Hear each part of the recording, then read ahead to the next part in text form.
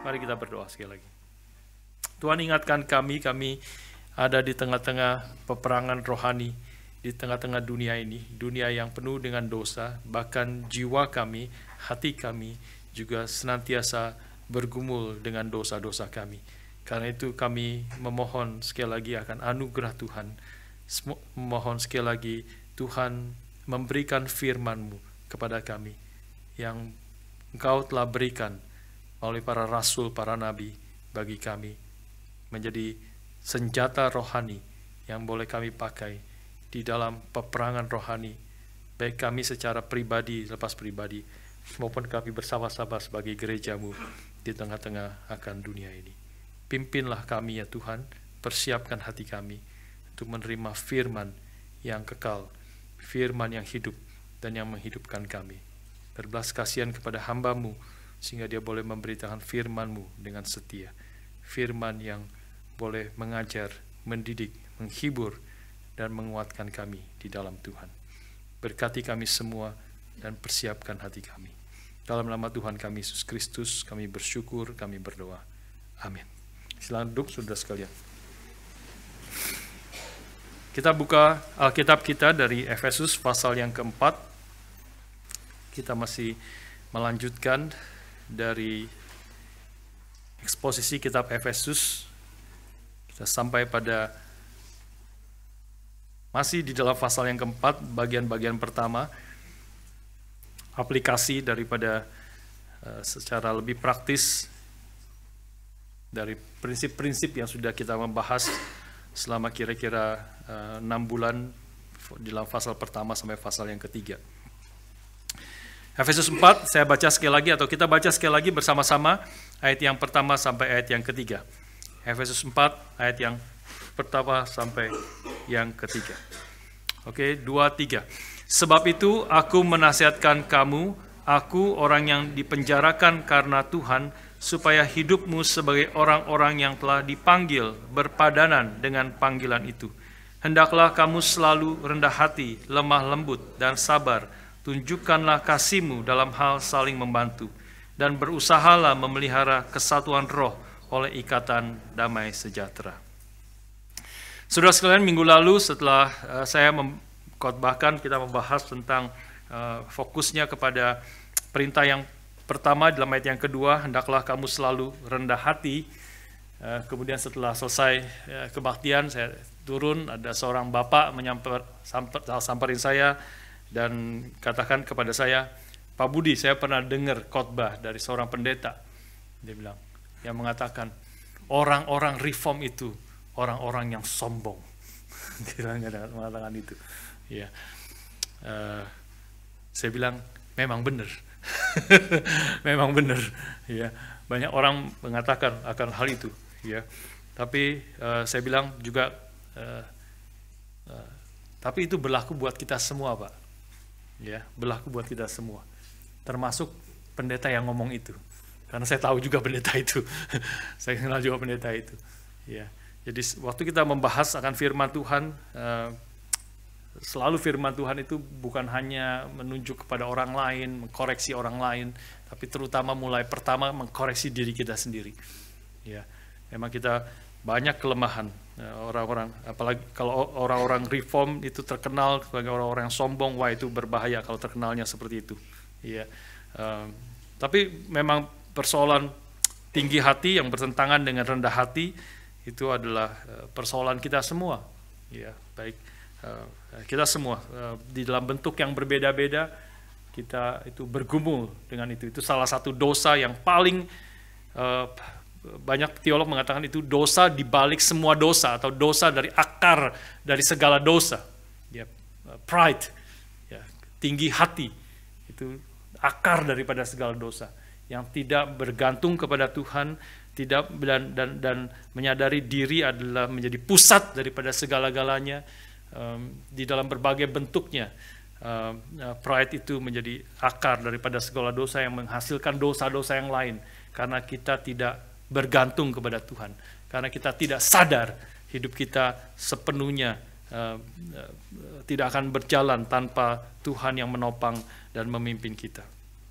Saudara sekalian, hari ini kita akan melanjutkan akan pemikiran ini, ya kita akan membahas tentang rendah hati sedikit, lanjut, dan kemudian kita masuk ke dalam prinsip yang selanjutnya tentang aplikasi daripada segala kebenaran firman yang sudah dibahas, prinsip-prinsip, doktrin-doktrin yang sudah dibahas di dalam pasal 1 sampai pasal 3.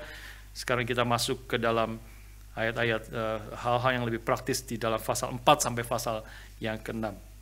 Sudah sekalian kita diingatkan bahwa kita di dalam waktu bicara tentang hal yang praktikal, maka kita sedang membahas tentang hidup yang berpadanan dengan panggilan Tuhan. Itu dalam ayat yang pertama, ya disimpulkan. Kalau boleh dipikirkan, setelah kita mengerti semua, setelah kita mengerti tentang siapakah Allah, mengerti tentang apa yang Kristus telah kerjakan bagi kita, mengerti tentang siapakah kita yang telah diselamatkan dari mati menjadi hidup, daripada seharusnya menerima murka Allah, tetapi sekarang menerima anugerah Allah di dalam Kristus yang telah mati bagi kita. Maka kemudian setelah kita mengerti itu semua, setelah mengerti apa segala doktrin yang sangat penting itu, kemudian kita patut bertanya, how should we then live? Itulah pertanyaan daripada Francis Schaeffer. Setelah mengajarkan semua kebenaran, how should we then live? Bagaimana kita seharusnya sekarang hidup? Nah, kita masih sedang, kalau boleh disimpulkan dengan satu kalimat di dalam pasal 4 ayat yang pertama adalah, how should we then live? Bagaimana kita seharusnya hidup di tengah-tengah dunia ini? Yaitu hidup kita seharusnya adalah berpadanan dengan panggilan Kristus, ya. To live a life worthy of God's calling. Ya, hidup yang berkenan, berpadanan dengan panggilan Tuhan bagi kita. Ini tema besar kita yang akan kita bahas kemudian lebih detail. Apa artinya hidup berpadanan dengan panggilan Tuhan itu? Ya, sesuai dengan apa yang Tuhan telah kerjakan, dengan panggilan pengharapan yang Tuhan inginkan, bagaimana apa artinya hidup berpadanan, a life worthy of God's calling. Nah, karena itu kita akan sedang masuk ke dalam hal-hal yang lebih praktikal. Ya, ini juga kadang-kadang kita cukup banyak orang-orang yang lebih senang hal-hal yang praktikal. Kadang-kadang bingung, kita sudah membahas pentingnya doktrinal, tapi juga ada orang-orang yang selalu ingin hal yang praktikal. Ya, setelah belajar itu, setelah di dalam persekutuan pemuda saya membahas tentang doktrin, tentang pengajaran tentang apa artinya union with Christ misalnya, ya. Belajar tentang prinsip-prinsip tentang union with Christ. Setelah saya buka pertanyaan, siapa yang mau tanya? Ada yang tanya, Pak Budi, kita ngerti itu semua ya, rumit sekali. Untuk apa ya? Untuk apa? Kita ngerti itu semua untuk apa? Gitu ya. Jadi ada buku, bahkan juga buku pelajaran remaja, ya, tentang pengajaran remaja, itu judulnya adalah So What? Ya, so what? Setelah kita ngerti semua itu, so what? Jadi apa? Maksudnya apa? Jadi maksudnya tuh dampaknya apa? Manfaatnya apa bagi kita? Ngerti itu semua untuk apa?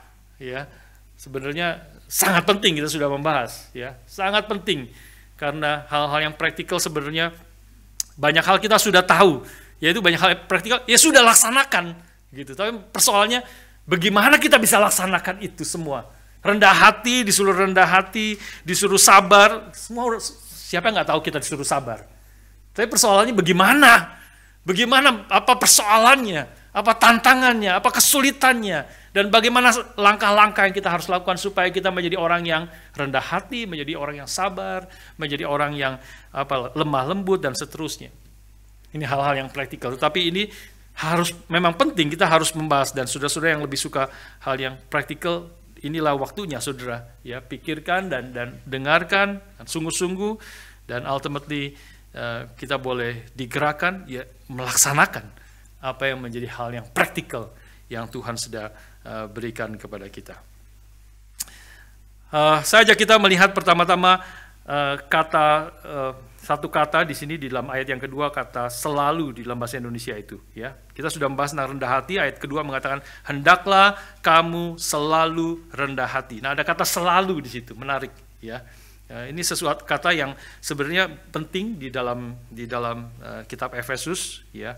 Di dalam Indonesia itu pakai kata selalu, di dalam bahasa ESV mengatakan with all humility. With all humility. Di dalam NIV mengatakan be completely humble. Nah, ada penekanan di situ, ya.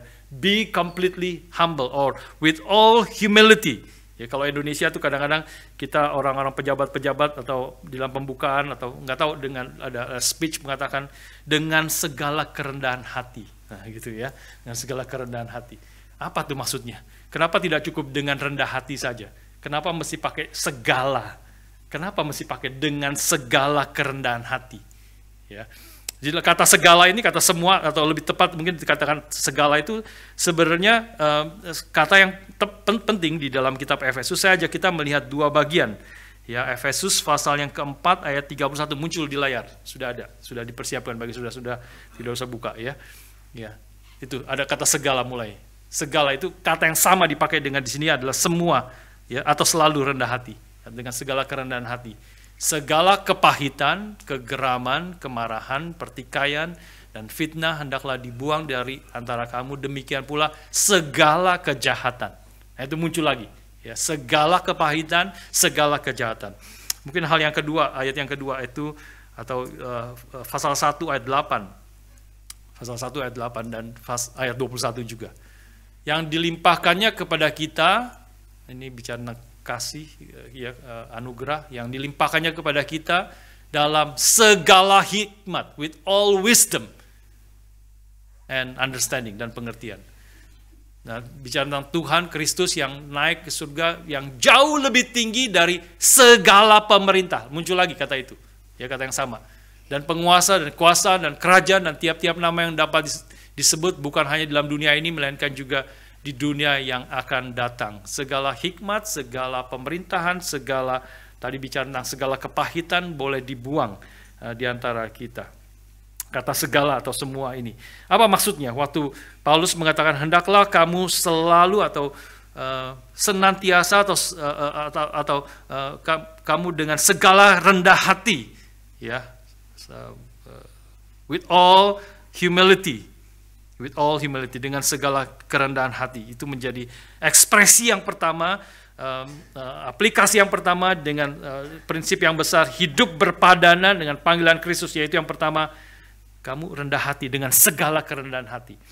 Maksudnya apa? Ya, paling tidak ada dua hal yang saya pikirkan. Yang pertama adalah berarti waktu bicara tentang segala atau semua atau selalu, yaitu berarti waktu kita bicara tentang kerendahan hati, kita jangan pikir hal yang minimal, tapi berpikir hal yang maksimal. Ya, maksudnya apa? Rendah hati, waktu bicara rendah hati, jangan kita pikir waktu kita harus rendah hati. Kita ada waktu-waktu kita rendah hati lah. Ya, saya rasa kita tidak ada orang yang selalu sombong, apalagi kemudian di hadapan orang yang lebih pinter, di hadapan orang yang lebih kaya, di hadapan orang yang lebih kuat. Kamu mau kuat-kuat, kamu lemah, mati, dorong mati. Gitu. Orang yang punya kungfu dan sebagainya. Kamu mau sombong-sombong apa? Begitu ya, pasti mau nggak mau rendah hati. Tapi itu bukan rendah hati sebenarnya, itu terpaksa. Tapi kita juga ada waktu-waktu kita ya rendah hati lah. Lagi kita lempeng pikirannya, hatinya beres. Ya, kita ketemu orang, kita rendah hati. Tapi waktu bicara tentang selalu, hendaklah kamu selalu rendah hati. Bukan bicara kita kadang-kadang rendah hati. Ya, ini bicara tentang sikap hati, jiwa kita, karakter kita, inclination of the heart. Kita selalu sadar bahwa kita ada sebagaimana kita ada karena anugerah Tuhan. Nah, kita kalau terus sadar itu, kita akan menjadi orang yang rendah hati. Kita sadar bahwa di luar Kristus kita tidak dapat berbuat apa-apa. Artinya selalu sadar, dan kita juga arti yang kedua adalah kita harus bertumbuh. Ya, proses pertumbuhan waktu bicara tentang selalu atau dengan segala kerendahan hati. Kita harus ada progresif di dalam kesadaran kita akan kelemahan kita, kesadaran kita akan anugerah Tuhan yang besar. Ya, kesadaran bahwa Kristus telah mati bagi kita ketika kita masih berdosa. Kristus telah mati bagi kita ketika kita masih lemah. Allah telah menyatakan kasih-Nya kepada kita melalui Kristus yang mati bagi kita ketika kita masih menjadi musuh daripada Allah. Dia telah menyatakan anugerah-Nya, menyatakan kasih-Nya kepada kita. Maka kita selalu ingat itu dan bertumbuh di dalam kerendahan hati kita. Bertumbuh. Paulus kemarin di persekutuan doa, hal yang saya pernah juga kutip, Paulus di dalam akhir daripada hidupnya itu, dia mengatakan di dalam suratnya kepada Timotius bahwa di antara orang berdosa, akulah yang paling berdosa. Ini kalimat yang signifikan dari Paulus. Dia mengatakan, among all the sinners, I am the worst. Dia tidak mengatakan, among all the sinners, I was the worst. Tidak. Dia memang dulu penjahat, dia memang dulu menganiaya orang Kristen, dia memang dulu membunuh orang Kristen, dia memang orang yang membenci, memenjarakan orang-orang Kristen, dia memang jahat pada waktu dulu. Tapi dia dia bukan hanya refer kepada waktu dia dulu, I was the worst. Tapi dia katakan setelah dia hidup melayani Tuhan, setelah dia hidup menjadi berkat bagi banyak orang, dia memberitakan Injil kepada banyak orang, mengalami banyak mukjizat daripada Tuhan, mengalami pertolongan dari Tuhan, menderita bagi Kristus, begitu banyak dipenjara, dihajar dan sebagainya demi nama Tuhan. Setelah melewati semua itu, dia mengatakan, among all the sinners, di antara semua orang berdosa, I am sekarang ini, aku adalah orang yang paling berdosa. Dia sadar, dia semakin sadar, semakin dia bertumbuh, dia semakin sadar dia perlu anugerah Tuhan.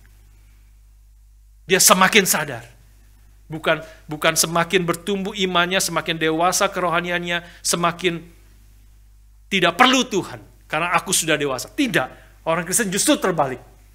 Semakin kita dewasa, semakin kita menjadi dependent kepada Tuhan. Ini mungkin sebagian pernah dengar hal ini. Ya, bertentangan dengan kehidupan fisik kita. Secara fisik kita, anak-anak dari kecil lahir dependent. Boleh dikatakan almost 100% dependent kepada their parents. Anak yang lahir itu bayi, anak yang lahir itu anak manusia, itu anak bayi yang baru lahir itu sangat-sangat, manusia itu sangat-sangat rentan, fragile sekali. Ya, sangat fragile kita tahu. Berbeda dengan bayi bukan bayi, anak daripada binatang yang baru lahir. Ya, bebek yang baru menetas. Berapa detik kemudian sudah bisa berenang. Sudah bisa berenang. Bebek berapa menit kemudian sudah bisa berenang. Bayi baru lahir, lempar ke dalam air.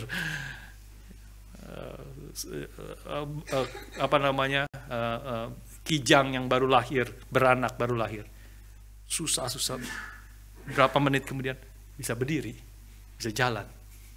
Ya, berapa menit kemudian sudah bisa jalan. Bayi yang baru lahir minum air susu ibunya pun masih susah, harus belajar nyedot, harus belajar menyedot, harus belajar. Belum pernah menyedot sebelumnya, di dalam rahim semua makanan sudah masuk melalui perut, melalui saluran perutnya dan sebagainya. Tetapi waktu lahir dia harus belajar menghisap akan air susu ibunya, ya, dan sebagainya. Dilepas sedikit, dibiarkan sedikit, ya bisa mati, bisa mudah sekali mati, sangat fragile. Dari kecil lahir sangat dependent, bergantung total kepada orang tuanya, kepada orang lain yang merawat dia.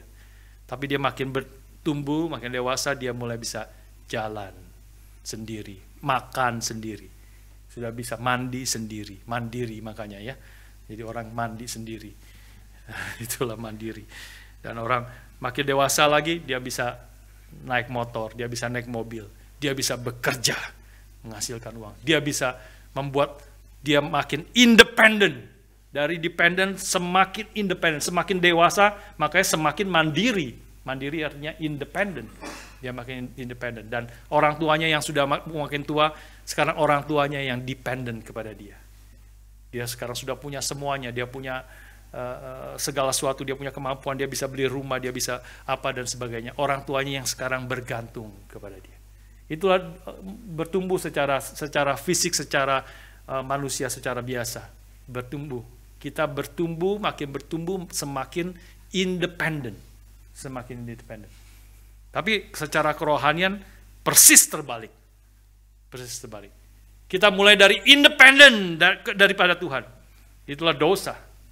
Dosa, aku tidak mau bergantung kepada Tuhan, aku berdiri di atas kakiku sendiri, aku berjuang dengan kekuatanku sendiri, aku tidak perlu Tuhan. Aku bisa dengan kekuatanku sendiri. Itulah yang dikerjakan. Aku akan mulai dari Adam dan Hawa. Adam dan Hawa akhirnya karena godaan daripada setan, tipuan daripada setan, dia menjadi independen. Aku sekarang pikir sendiri buah itu, lihat sendiri, pikir sendiri, sedap untuk dimakan, aku ambil sendiri, keputusanku sendiri semuanya. Tidak tanya Tuhan, tidak bergantung kepada firman Tuhan. Dia ambil dari dirinya sendiri.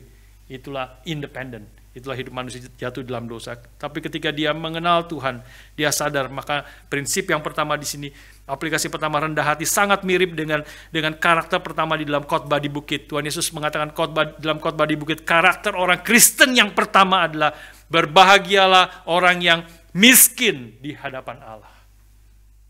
Itulah karakter yang pertama.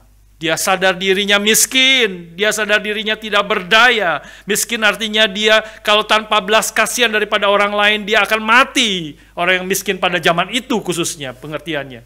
Orang yang miskin benar-benar tanpa orang memberi makanan kepada dia, tanpa belas kasihan orang lain, dia akan mati. Betul-betul miskin, tidak ada apa-apa. Mungkin seperti orang-orang di Gaza sekarang, di Palestina.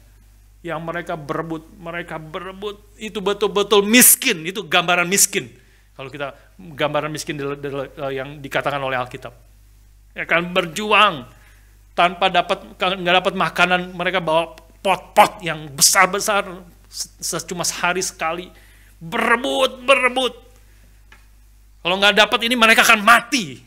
Makanya itu mereka berebut, sampai berantem, sampai bunuh-bunuhan, sampai injek-injekan untuk dapat makanan itu. Ya mereka itulah orang yang miskin, sadar tanpa belas kasihan orang lain dia akan mati. Itu kekristenan mulainya dari situ. Karena itu sangat berbeda dengan dunia ini, peperangannya juga sangat berbeda. Kita adalah orang-orang yang miskin di hadapan Allah. Dan pada waktu kita bertumbuh, makin mengenal Tuhan, makin bertumbuh, makin hidup di dalam kerohanian kita makin bertumbuh, kita bukan makin independen. Tidak, kita mulainya dengan dependen kepada Tuhan, dan waktu kita makin bertumbuh, kita justru semakin dependen. Iman kita, kerohanian kita waktu makin bertumbuh, makin mengenal Tuhan, semakin sadar akan kasih Tuhan, anugerah Tuhan, kita semakin dependen kepada Tuhan. Semakin bergantung, seperti waktu Paulus mengatakan, di antara orang berdosa, akulah yang paling berdosa. Ini Paulus sudah mencapai hampir akhir daripada hidupnya. Artinya dia sudah bertumbuh begitu banyak, mencapai banyak hal di dalam kehidupannya. Dia sudah mencapai hampir ke kerohanian yang paling puncak boleh dikatakan. Tapi justru di dalam kerohanian yang paling puncak itu dia mengatakan, akulah yang paling berdosa. Saudara sekalian, karena itu terus saya mengatakan di atas mimbar ini, doa adalah bentuk yang nyatanya. Ini hal very practical. Doa adalah bentuk yang nyata kalau orang Kristen di gereja itu adalah orang-orang yang sadar berapa besarnya Tuhan dan berapa kecilnya kita yang perlu bergantung kepada Tuhan. Kalau kita orang-orang gereja GRI Melbourne adalah orang-orang yang jarang berdoa, yang tidak banyak yang datang untuk ikut di dalam persekutuan doa, itu bukan menunjukkan kita hebat, justru menunjukkan kita semakin dalam keadaan sangat berbahaya. Artinya mungkin berarti kita tidak bertumbuh iman kita. Waktu bertumbuh, semakin bertumbuh, semakin bergantung kepada Tuhan.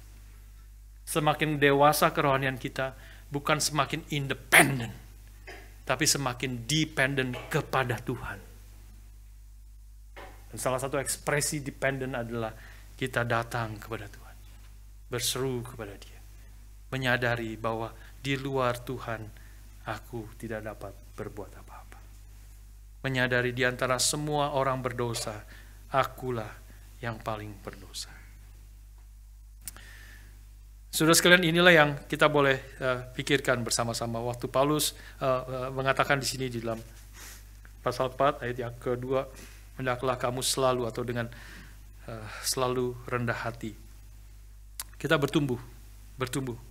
Ya, jangan hanya minimal, tetapi maksimal.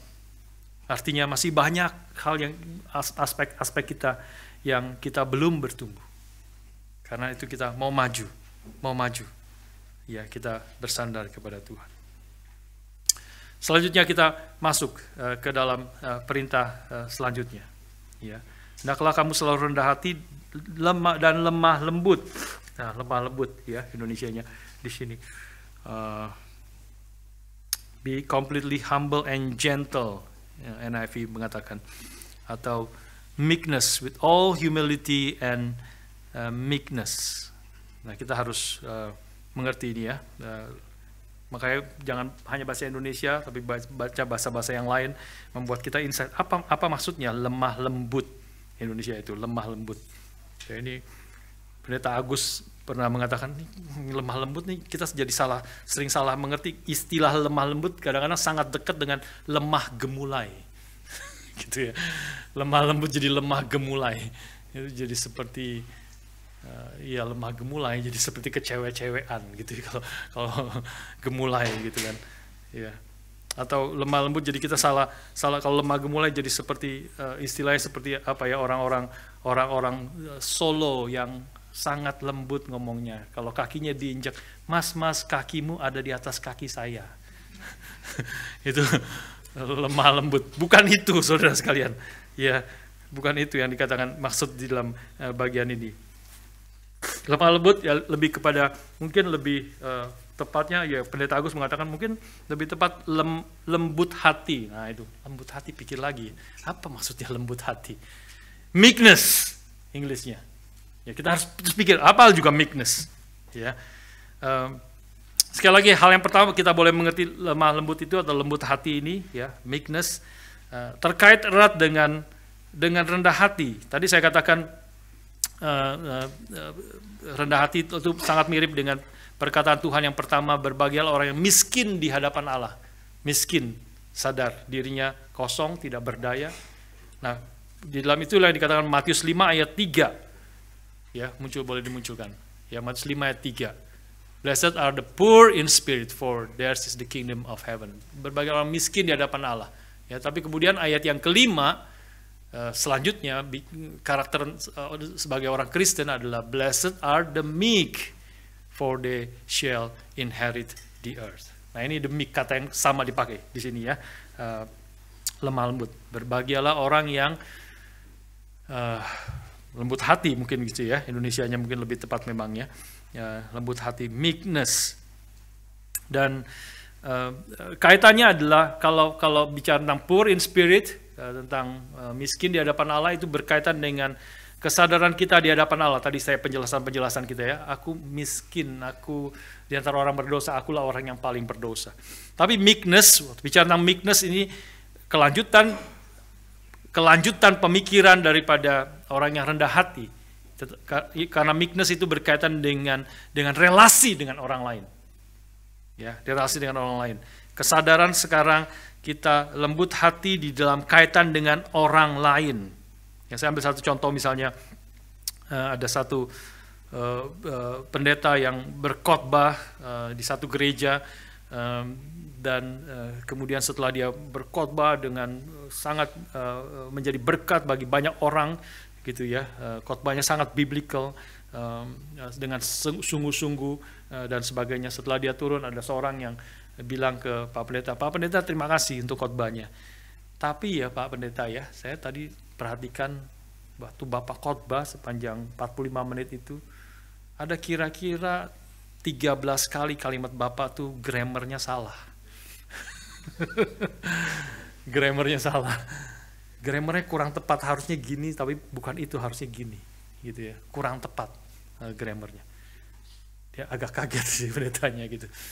Khotbah begitu banyak, dia pernah catat 13 kali salah grammarnya. Dicatat gitu. Yang dicatat salah ini salah grammarnya. Dia nggak perhatiin firman Tuhannya. Pendetanya responsnya gimana?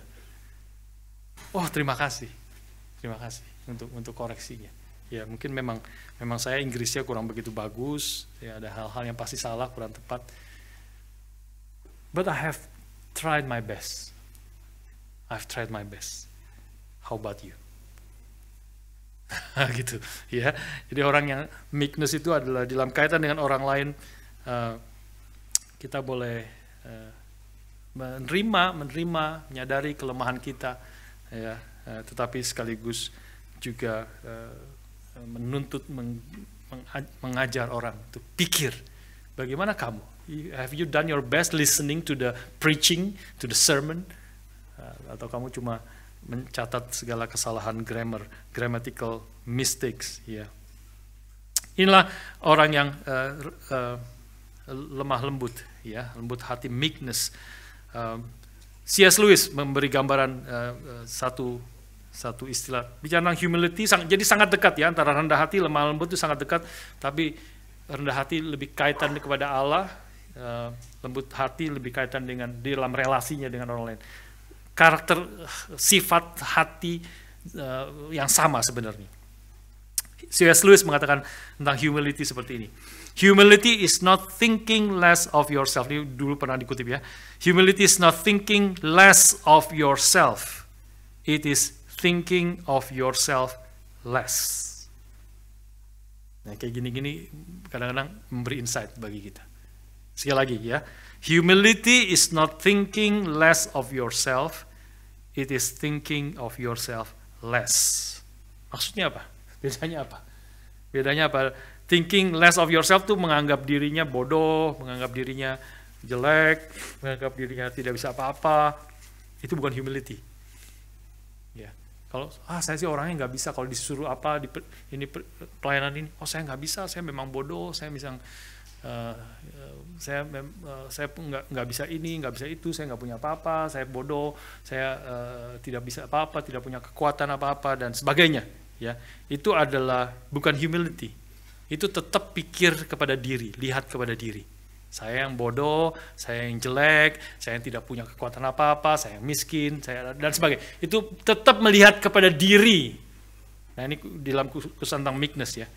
Tapi Yesus mengatakan humility is thinking of yourself less. Bukan melihat dirimu jelek, bodoh, dan sebagainya, tapi engkau tidak memikirkan tentang dirimu sendiri. Kau sangat sedikit memikirkan tentang dirimu sendiri. Jadi memikirkan apa? Memikirkan tentang Allah. Mengenal tentang Allah. Orang yang meekness itu bukan orang yang tadi katakan, yang orang yang rendah hati itu orang bukan orang yang minder, rendah diri, bukan. Tetapi orang yang melihat kebesaran Tuhan, keagungan Tuhan, dan saya adalah orang yang bisa ada karena anugerah Tuhan semata-mata. Kita lihat sekarang di dalam beberapa contoh Alkitab, meekness in action, ya, di dalam kehidupan sehari-hari, contoh-contoh di dalam Alkitab. Galatia 6 ayat 1, coba boleh dimunculkan. Galatia 6 ayat 1. Ini sekali lagi masih di dalam tulisan Paulus. Paulus mengatakan di sini, mari kita baca bersama-sama satu ayat ini. Saudara-saudara, kalaupun seorang kedapatan melakukan suatu pelanggaran, maka kamu yang rohani harus memimpin orang itu ke jalan yang benar dalam roh lemah lembut, sambil menjaga dirimu sendiri, supaya kamu juga jangan kena pencobaan. Yaitu dalam roh lemah lembut, ya, in the spirit of meekness. Ini adalah ada temanmu, ada saudaramu kedapatan melakukan pelanggaran, maka kamu yang rohani harus memimpin orang itu ke jalan yang benar dalam roh lemah lembut. Jadi artinya dengan roh lemah lembut, spirit of meekness, ini bukan spirit yang tidak berani, yang rendah diri, minder. Kalau rendah diri, minder, orang salah, ya sudah deh, aku lebih salah, banyak lebih salah dari dia. Tadi katakan bisa kita salah mengerti begitu. Di antara orang berdosa, aku yang paling berdosa. Sekarang lihat orang saudaranya berdosa, aku lebih berdosa dari dia, nggak berani tegur dong. Tidak, itu salah, meekness yang salah. Meekness adalah, tadi kata, berbahagialah mereka yang lemah lembut, karena mereka akan memiliki bumi. Sadar, ini adalah janji Tuhan. Kita akan mewarisi bumi, akan memimpin bersama-sama dengan Kristus nantinya. Ini adalah ketika bertemu orang yang bersalah, ini resiko. Saudara berani menegur orang itu, ketemu orang yang salah itu. Saudara, ini dalam konteks saudara seiman, dalam konteks di dalam gereja, saudaramu yang salah, memang salah, ini resiko bukan? Saya rasa kebanyakan sedikit sekali orang yang memang mau tegur-tegur, tapi kebanyakan kita, aduh nggak enak tegur orang itu, pasti nggak enak, pasti akan menjadi bisa konflik, karena kebanyakan orang tidak suka untuk ditegur. Ya, apalagi benar-benar tegurannya tajam, tepat. Memang kelemahan orang itu, memang kesalahan itu, dia memang melakukan dosa itu. Ya, kita susah sekali. Tapi justru Paulus mengatakan, if you have the spirit of meekness, kamu akan datang kepada dia, menegur dia, nyatakan kesalahan dengan sungguh-sungguh. Mirip 2 Timotius 2, coba dimunculkan sekarang. 2 Timotius 2 ayat 24-26. Sedangkan seorang hamba Tuhan tidak boleh bertengkar, tetapi harus ramah terhadap semua orang. Ya harus cakap mengajar, sabar, dan dengan lemah lembut, itu meekness sekali lagi, dapat menuntun orang yang suka melawan. Sebab mungkin Tuhan memberikan kesempatan kepada mereka untuk bertobat dan memimpin mereka sehingga mereka mengenal kebenaran. Dan dengan demikian mereka menjadi sadar kembali karena terlepas dari jerat iblis yang telah mengikat mereka pada kehendaknya. Mirip sekali. Ini khususnya bagi pemimpin-pemimpin, bagi Timotius yang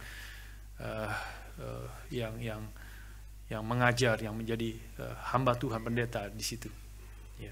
Sabar dan lemah lembut menuntun orang yang suka melawan. Ini orang yang suka melawan. Suka melawan. Dipanggil untuk menegur dia. Memberi kesempatan pada bertobat.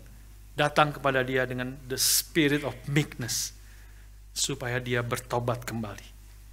Nah, meekness adalah muncul dengan cara demikian. Ini tentu sesuatu yang tidak mudah, ya, dan kita sering gagal. Kita mungkin tidak berani menegur, ya, kesalahan, atau kalau kita menegurnya dengan spirit of pride, menganggap diri, spirit of self righteousness, spirit of self importance, menyatakan akan aku yang lebih benar, kamu yang salah. Ya, bukan dengan spirit of meekness untuk membawa orang itu kepada Tuhan dengan hati yang hancur menegur orang itu. Nah, itu selalu kita yang kita semua harus belajar dan tidak mudah untuk kita boleh melaksanakan ini. Bagaimana dengan meekness kita boleh mengajar dan juga boleh menyatakan kebesaran Tuhan, karena Tuhan adalah Tuhan yang mulia, Tuhan yang telah berjanji kepada kita, kita adalah anak-anaknya, dan sekarang kita dalam relasi dengan orang lain boleh menyatakan kelemah lembutan, lembut hati di dalam menegur orang lain dan memimpin orang lain ke dalam jalan yang benar. Ini yang kita boleh pikirkan dan boleh belajar bersama-sama. Selanjutnya kita masuk ke dalam aplikasi yang selanjutnya di dalam masuk kelompok yang kedua, boleh dikatakan. Balik kembali kepada Efesus pasal 4. Ya, tadi kita bahas hendaklah kamu selalu rendah hati, lemah lembut. Itu boleh dikatakan itu sebenarnya satu paket, ya, satu paket with humility or with all humility and gentleness. Ya, tapi sekarang bagian yang kedua adalah, kelompok yang kedua adalah antara sabar dengan tunjukkanlah kasihmu dalam hal saling membantu. Itu adalah with patience, di dalam ESV mengatakan with patience, bearing with one another in love. Kenapa ini kelompok kedua? Tadi kelompok yang pertama adalah with gentleness and meekness. Ya, with gentleness and meekness seperti satu bagian. Dan sekarang with patience or with long suffering, bearing with one another in love. Dengan kesabaran, dengan penuh kesabaran, menanggung satu dengan yang lain di dalam kasih. Mungkin terjemahan yang lebih tepat sih begitu ya. Tapi Indonesia juga sebenarnya tidak salah ya. Dengan kesabaran, tunjukkanlah kasih-Mu di dalam hal saling membantu. Apa artinya sekali lagi? Ya, long suffering, passion, sabar. Ya, passion itu artinya sabar itu artinya long suffering, artinya menderita panjang. Menderita panjang, seperti orang yang sedang menunggu di rumah sakit menjadi pasien. Indonesia itu pasien, ya, menjadi pasien di rumah sakit. Dia nunggu masuk ke emergency, ya, sudah tangannya patah, tunggu di emergency. Ini betul-betul terjadi sebenarnya beberapa hari yang lalu, beberapa minggu yang lalu. Ada orang yang jarinya patah datang ke rumah sakit malam-malam, jam berapa saya lupa, mungkin jam 9 malam, ya, masuk ke emergency. Dia tunggu sampai besok pagi jam 8 pagi, baru selesai. Ya, tunggu berjam-jam. Nah, itu adalah pasien namanya. Ya, pasien harus sabar. Pasien itu harus sabar. Long suffering, sabar menderita, menahan penderitaan itu. And bearing one another in love. Sekali lagi ini aplikasi daripada inilah hidup yang berpadanan dengan panggilan Tuhan. Kalau engkau mengerti anugerah Tuhan, karena engkau mengerti kau telah dipanggil dari keadaan yang mati menjadi hidup sekarang karena anugerahnya semata-mata, dan anugerah Tuhan itu diberikan melalui darah Kristus yang telah dicurahkan kepada kita, maka engkau sabar satu dengan yang lain. Ya. Sabar sangat penting, long suffering.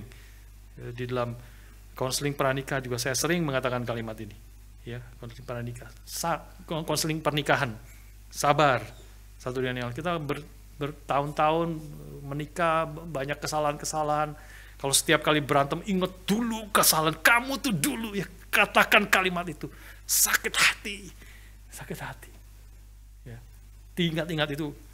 Ada seorang konselor mengatakan itu di dalam pernikahan itu harus dibuang semua, ya, namanya yang disebut sebagai sio cangkul. Kita sionya ada sio naga, sio babi, sio anjing. Ini ada orang-orang dalam pernikahan itu sering orang itu punyanya sionya sama, sio cangkul. Maksudnya apa sio cangkul? Cangkul terus, gali-gali dulu terus yang dulu. Gali-gali terus. Oh, suamimu salah, istrimu salah, satu kalimat tajam, sakit, menusuk hati. Ingat terus lagi berat, kamu dulu ya, itu sio cangkul namanya. Menggali-gali terus, ya. Tidak, kasih itu long suffering. Kau mengasihi, kamu harus sabar, ya, sabar menanggung menderita satu dengan yang lain. Bearing with one another in love. Mari kita lihat beberapa ayat. Contoh di dalam Alkitab, ya, tentang poin ini, ya, sabar, menanggung satu dengan yang lain di dalam kasih. Very practical, ya, harap kita laksanakan di dalam kehidupan kita sebagai suami istri, keluarga, relasi di dalam gereja Tuhan. Ya, ketika kita melaksanakan ini, kita baru inilah hidup yang berpadanan, life worthy of God's calling, dan pasti menjadi akibat yang sangat indah di dalam kehidupan sebagai gereja Tuhan. Beberapa ayat kita lihat. 1 Korintus 4 ayat 12-13. Silakan. 1 Korintus 4 12-13. Mari kita baca bersama-sama. Kami melakukan pekerjaan tangan yang berat. Kalau kami dimaki, kami memberkati. Kalau kami dianiaya, kami sabar. Kalau kami difitnah, kami tak menjawab dengan ramah. Kami telah menjadi sama dengan sampah dunia, sama dengan kotoran dari segala sesuatu sampai pada saat ini. Very practical, sekaligus very hard. Very, very hard. Kamu dimaki, kamu dianiaya, bisa kamu dimaki, kamu memberkati, bisa. Aduh, gimana? Dimaki, dituduh. Ya, dimaki biasanya pemakian itu tuduhan yang tidak benar seringkali. Ya, difitnah, ada fitnah itu. Kamu tetap menjawab dengan ramah. Kita langsung darah langsung naik ke atas. Difitnah, dimaki dengan orang yang rusak lagi hidupnya. Dimaki dengan orang yang memang kacau, yang banyak orang benci sama dia. Dia banyak membuat konflik di mana-mana, dan orang itu maki kita. Kita memberkati. Seperti prinsip dari mana ini? Prinsip dari mana? Ini realistis kan? Sudah mau yang praktikal, ini yang very practical. Bisa nggak? Bagaimana? Kembali kepada Tuhan, kepada Kristus. Ini adalah prinsip yang Tuhan Yesus ajarkan di dalam Matius 5, 38, 39. Ini aplikasinya sebenarnya. Coba muncul sekarang Matius 5, 38, 39. Matius 5 ada muncul? Tidak ada ya? Oh, oke. Mungkin saya lupa kasih tahu ya. Saya bacakan bagi saudara Matius 5 ayat 38 39. Ya, ini adalah mirip sekali dengan apa yang Tuhan Yesus ajarkan dalam khotbah di bukit. Matius 5 ayat 38 39. Mari kita baca bersama-sama. Matius 5 ayat 38 39. Kamu telah mendengar firman, mata ganti mata dan gigi ganti gigi. Tetapi aku berkata kepadamu, janganlah kamu melawan orang yang berbuat jahat kepadamu. Melainkan siapapun yang menampar pipi kananmu, berikan juga kepadanya pipi kirimu. Dan pada orang yang hendak mengadukan engkau karena mengingini bajumu, serahkan juga jubahmu. Ya. Dan seterusnya. Dan seterusnya. Ini aplikasinya. Ya. Orang yang fitnah, aniaya, kita memberkati. Ini sabar, long suffering. Ya, menanggung satu dengan yang lain di dalam kasih. Ada orang yang mengatakan, ini dalam beberapa waktu terakhir ada seorang teman dari STTRI, sudah tidak kenal lah, bukan di GRI ya, dulu tempat saya kuliah teologi. Berapa udah cukup lama terus kirimin saya tentang mengkontraskan antara pengajaran Yesus Kristus, tentang Yesus yang ada di Injil Sinoptik dengan Yesus yang diajarkan oleh Paulus. Wah, dia kontraskan. Beda. Ini beda sekali, kontras sekali. Dan sebagainya. Saya belum ada waktu untuk jawabin dia. Saya rasa kalau kita membaca, kita menyelidiki dengan sungguh-sungguh, kita tahu apa yang akan diajar, segala prinsip yang diajarkan Rasul Paulus dalam surat-suratnya itu berakar, bersandar kepada ajaran Kristus itu sendiri. Menjadi aplikasi yang lebih real, yang lebih nyata lagi di dalam kehidupan kita. Sekarang dari Petrus, 1 Petrus 3 ayat 9. 1 Petrus 3 ayat 9. Boleh muncul di layar, saudara silahkan baca. Kita baca sekali lagi bersama-sama. Dan janganlah membalas kejahatan dengan kejahatan, atau caci maki dengan caci maki. Tapi sebaliknya, hendaklah kamu memberkati, karena untuk itulah kamu dipanggil memperoleh berkat. Untuk itulah kamu telah dipanggil. Pasal 4 ayat 8, tetapi yang terutama kasihilah sungguh-sungguh seorang akan yang lain, sebab kasih menutupi banyak sekali dosa. Kamu telah dipanggil untuk apa? Untuk melakukan kebaikan. Tidak membalas kejahatan dengan kejahatan. Ya, saudara bicara, kita Efesus 4 bicara tentang kita dipanggil oleh, hiduplah sesuai berpadanan dengan panggilan Tuhan. Inilah panggilan kita. Salah satu aplikasinya. Ya. Tidak membalas kejahatan dengan kejahatan. Caci maki dengan caci maki. Sebaliknya memberkati. Kita memberkati. It's very hard, sekali lagi. Tapi biar kita boleh belajar bersama-sama, karena itu yang Tuhan kehendaki. Itu adalah panggilan Tuhan bagi setiap kita. Kita bukan hanya mengasihi orang yang mengasihi kita. Semua orang juga tahu itu. Kalau kita membenci orang yang mengasihi kita, itu mah keterlaluan namanya. Ya, keterlaluan. Orang yang mengasihi kita pasti mengasihi lagi. Tapi orang dunia ini terus mengatakan orang yang membenci kita harus benci lagi. Orang yang melakukan kejahatan, saya harus balas lagi. Ada orang yang mengatakan, jangan macam-macam sama saya ya. Saya tidak mau melakukan kejahatan. Tapi kalau kamu melakukan kejahatan, saya bisa lebih jahat kepada kamu. Itu bukan prinsip Kristen. Kita mengatakan, kalau ada kejahatan, kau melakukan kebaikan. Bagian lain Paulus mengatakan, kalau engkau melakukan orang melakukan kejahatan, balaslah kejahatan itu dengan kebaikan. Dengan demikian kau menaruh bara api di atas kepalanya. Artinya kita bukan diam-diam, meekness bukan hanya sudah terima dijahati, terima jahat. Tidak, kita tadi prinsip Paulus, kita membalas kejahatan dengan kebaikan. Dicaci maki, kita memberkati. Artinya bukan menyetujui caci maki, bukan menyetujui kejahatan itu. Justru kita melakukan proaktif yang harap boleh mengubah mereka, taruh bara api, artinya mereka tidak bisa diam. Kita harus balas kejahatan. Tapi bukan dengan kejahatan. Tapi dengan kebaikan. Karena kasih menutupi banyak sekali dosa. Ya, ada waktu-waktu yang tidak bisa dikatakan. Tidak bisa dikatakan, tapi kita menanggung. Itu menanggung. Bearing with one another in love. Itu menanggung. Kita menerima, menanggung.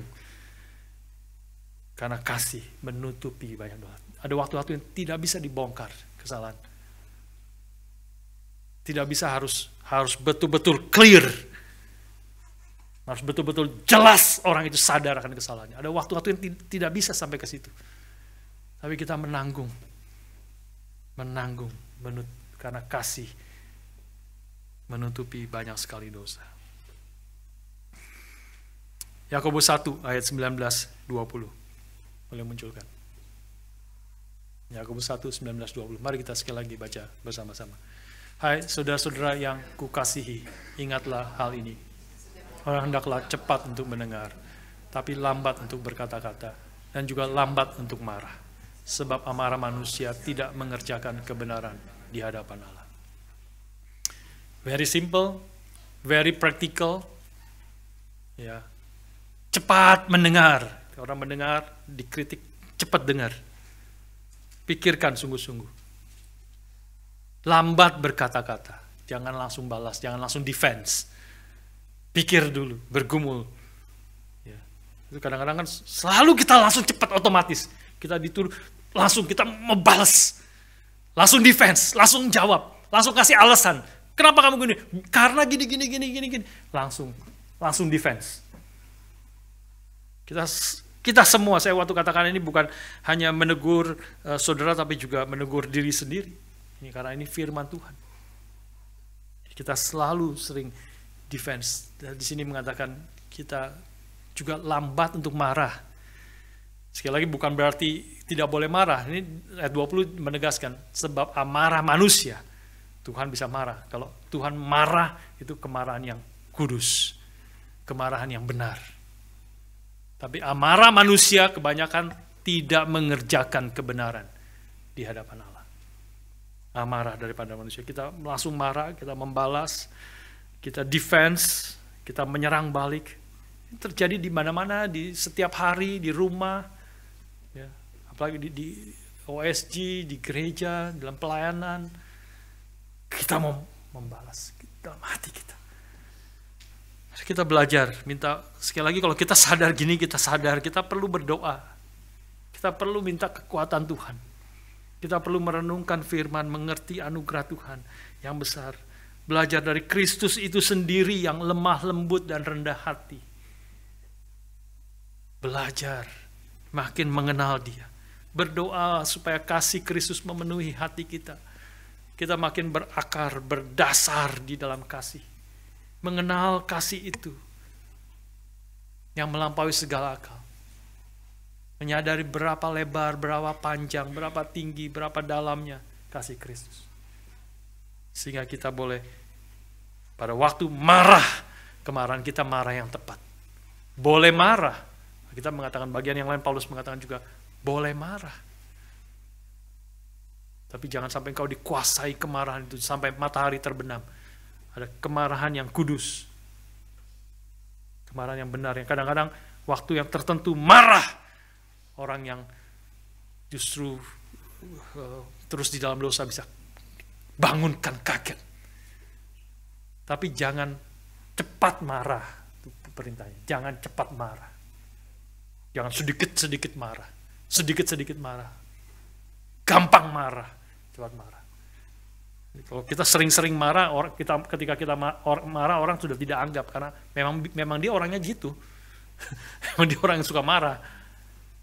Tapi kalau kita jarang marah, hampir tidak pernah marah, sekali-kali marah dengan tegas, benar-benar sadar kemarahan itu kemarahan yang serius. Boleh marah, tetapi jangan berbuat dosa. Dan bagian lain Paulus mengatakan, jangan cepat marah. Ya. Terakhir Efesus 5 ayat 1 dan 2.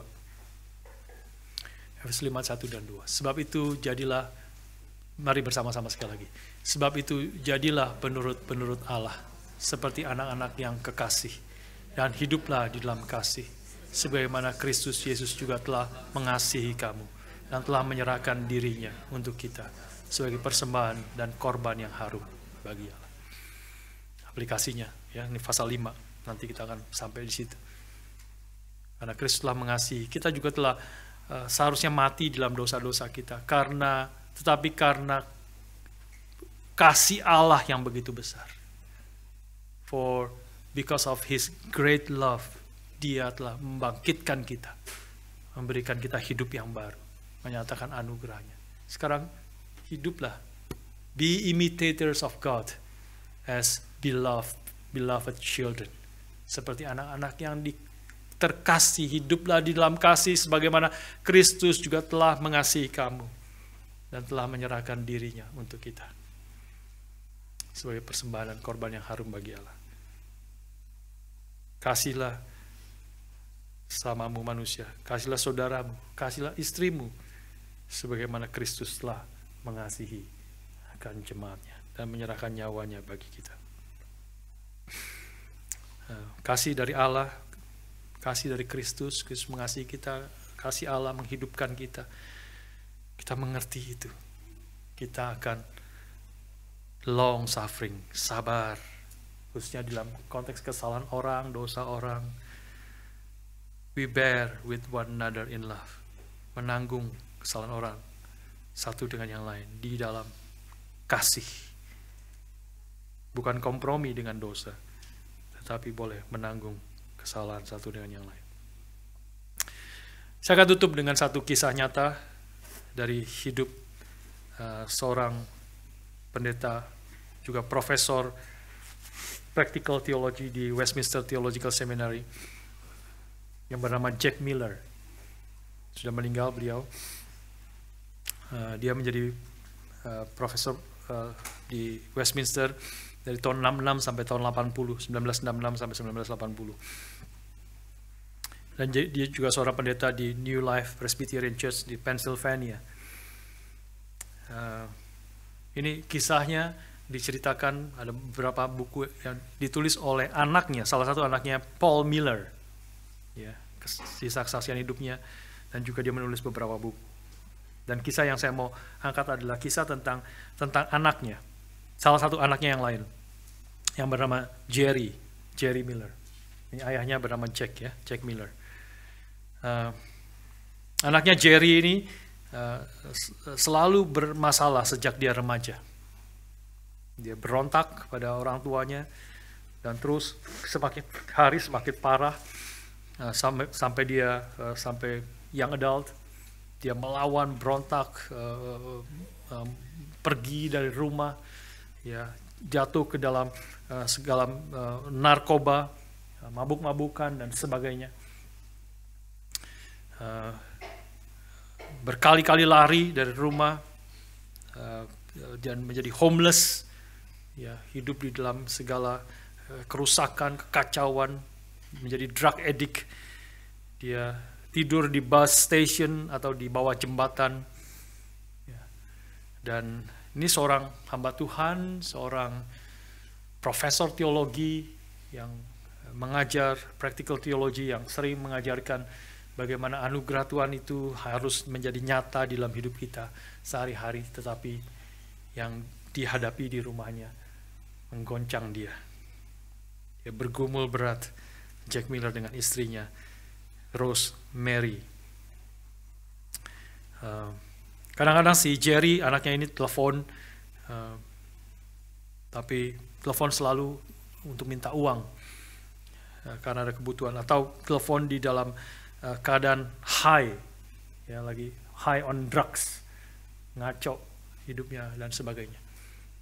Ya, telepon sering marah, muncul kemarahan yang besar sekali. Kedua orang tua ini susah sekali.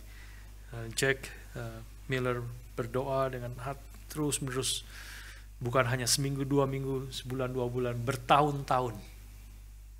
Anaknya ini pergi, meninggalkan, balik, pergi lagi, berantem, pergi, drugs, kriminal dan sebagainya. Bergumul dengan hati yang hancur, berdoa, menumpahkan seluruh isi hatinya, kesulitannya, dan terus minta Tuhan tarik mereka dia kembali. Tuhan nyatakan anugerah-Mu dan belas kasihan-Mu kepada dia. Si Jack and Rosemary, ayah ibunya ini sering tulis surat, coba cari, tidak tahu ada di mana, mencoba supaya suratnya sampai. Sering tulis surat yang panjang, bukan khotbah kepada dia, tapi surat yang penuh dengan anugerah dan penuh dengan kasih. Kalimat-kalimat yang mereka tulis seperti ini: Jerry, we love you. You are not beyond grace. Come home, son. Kembalilah, anakku. Yeah. You are not beyond grace. Tidak, kasih Tuhan, anugerah Tuhan masih available kepadamu. Mereka terus membuka pintu hati mereka dan pintu rumah mereka bagi Jerry anaknya. Dan mereka terus berdoa kepada Tuhan. Sampai satu hari betul-betul karena kasih, karena anugerah Tuhan, karena kesabaran dan kasih daripada orang tuanya, karena long suffering daripada orang tuanya, dan menanggung kesulitan, penderitaan daripada anaknya, kesedihan mereka, bearing with one another in love, karena kasih mereka kepada Jerry anaknya itu. Satu hari Jerry kembali, bukan hanya ke rumah mereka, tapi juga kepada Kristus. Dia akhirnya percaya kembali karena anugerah Tuhan yang nyata di dalam hidup orang tuanya. Jadi Jack Miller adalah seorang yang terkenal kutipannya. Saya rasa kutipannya sering ternyata saya baru tahu ini kutipan yang mungkin yang sering kita dengar dari Tim Keller ya. Mungkin kemungkinan Tim Keller mengutip dia. Nah, Jerry itu terkenal dengan kalimatnya yang sering mengatakan, you are more sinful than you think, but you are more loved than you ever dared to hope. Engkau adalah, sadarlah, kita adalah orang-orang yang jauh lebih berdosa daripada apa yang kita pikir. Tapi sekaligus engkau adalah orang-orang yang jauh lebih dikasihi oleh Allah daripada apa yang kita even dare to hope. Kasih Tuhan yang melampaui segala akal. Kasih Tuhan yang dinyatakan di dalam Kristus yang mati bagi kita ketika kita masih berdosa. Dia telah mati bagi kita ketika kita masih menjadi musuh daripada Allah. Itulah kasih yang melampaui segala akal. Pengertian ini, contoh ini, dan juga ratusan ribuan contoh daripada anak-anak Tuhan, hamba-hamba Tuhan, para misionaris yang hidupnya menyatakan kasih yang menyatakan akan long suffering bagi orang lain, bagi umatnya, bagi anak-anaknya, bagi keluarganya, dan menanggung satu dengan yang lain di dalam kasih. Itulah kasih yang mengubah. Itulah peperangan kita.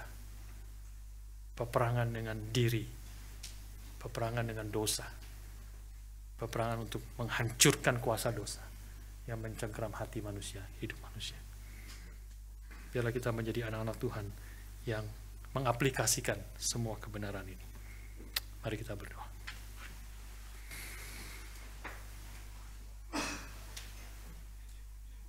Bapa, terima kasih.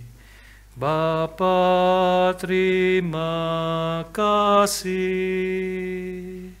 Bapa di dalam surga, puji terima kasih.